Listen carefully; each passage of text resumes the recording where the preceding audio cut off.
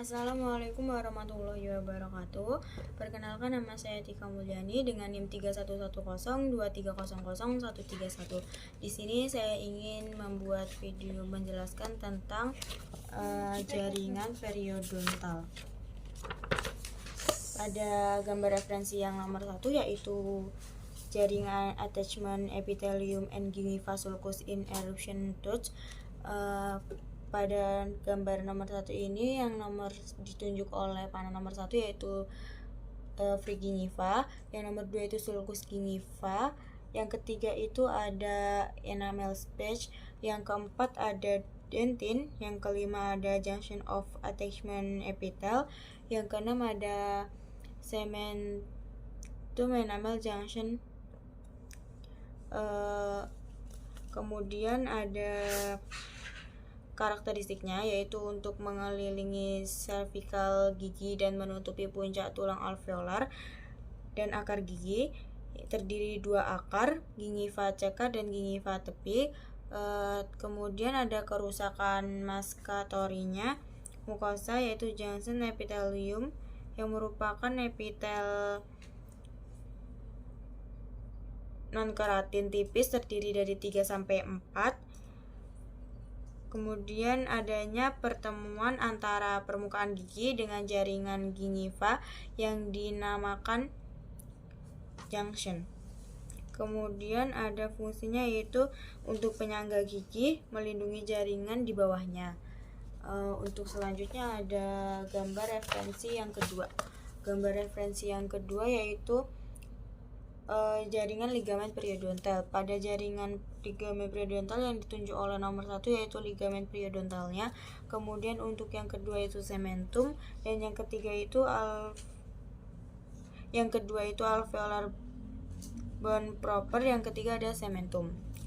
Jadi untuk karakteristiknya itu terletak di antara cementum dan tulang alveolar, mengandung serabut serpe yang melekatkan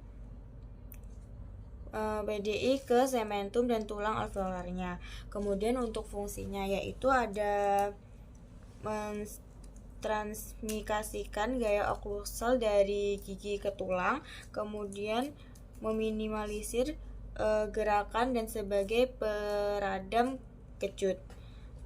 Kemudian gambar referensi 3. Untuk gambar referensi 3 yaitu dry compact bone and eastern transverse cone atau tulang kompak keras. Kemudian yang ditunjuk oleh nomor 1 itu ada lacuna, yang kedua itu lamella, dan yang ketiga itu ada central halves canali kuli, dan yang keempat itu ada lamelia. Nah, untuk karakteristiknya itu terdiri dari sel, serat jaringan ikat, dan bahan ekstraseluler. Untuk yang nomor 2 itu depositnya mineral dalam matriks tulang menghasilkan struktur keras untuk melindungi berbagai organ, dan yang fungsinya itu berfungsi dalam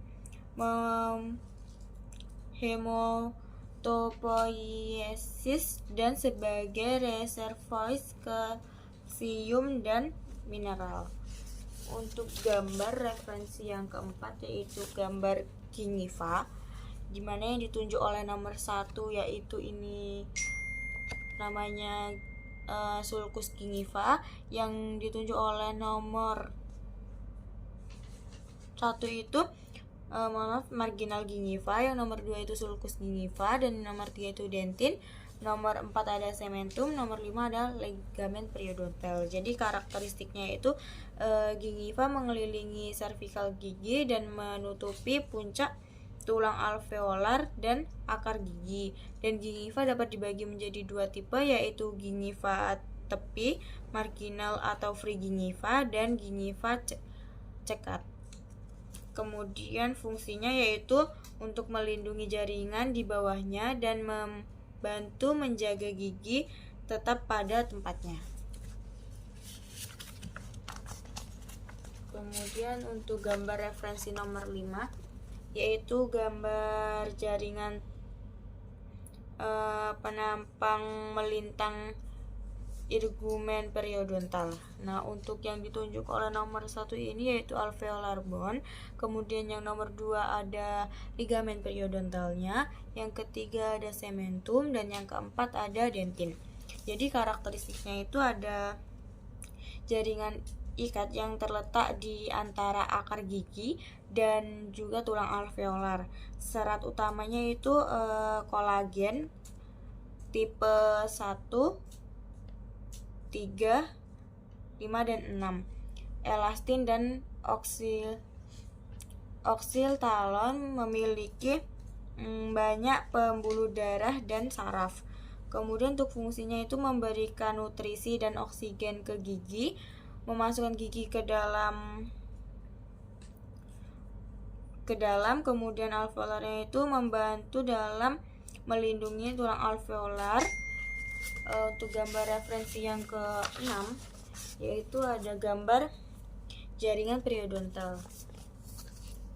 Jadi pada gambar jaringan periodontal ini yang ditunjuk oleh nomor 1 yaitu gingiva.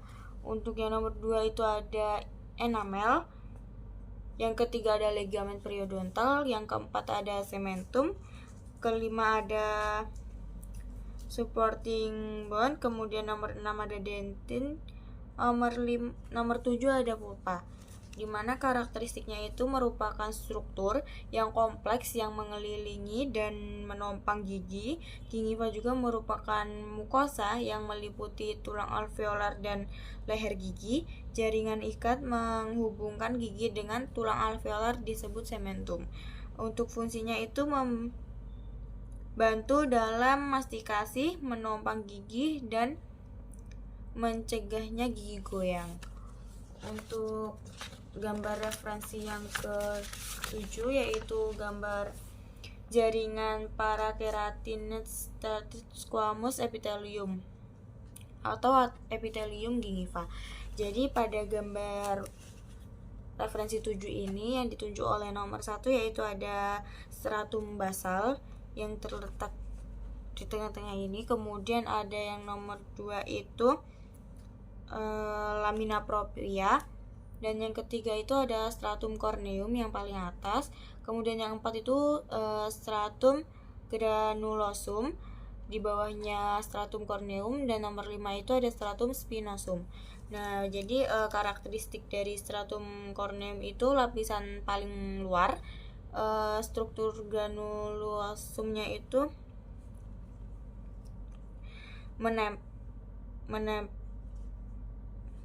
menempelkan, kemudian stratum spinosumnya itu dan stratum basalnya itu lapisan paling bawah. Untuk sel kuboid, lamina propria mengontrol epitelium. Kemudian untuk fungsinya itu untuk mencegah bakteri, menutupi gingiva dari trauma, kemudian untuk permeabilitas dari jaringan tersebut. Mungkin cukup sekian yang dapat saya sampaikan. Apabila ada kata yang salah, saya mohon maaf. Saya akhiri. Wassalamualaikum warahmatullahi wabarakatuh.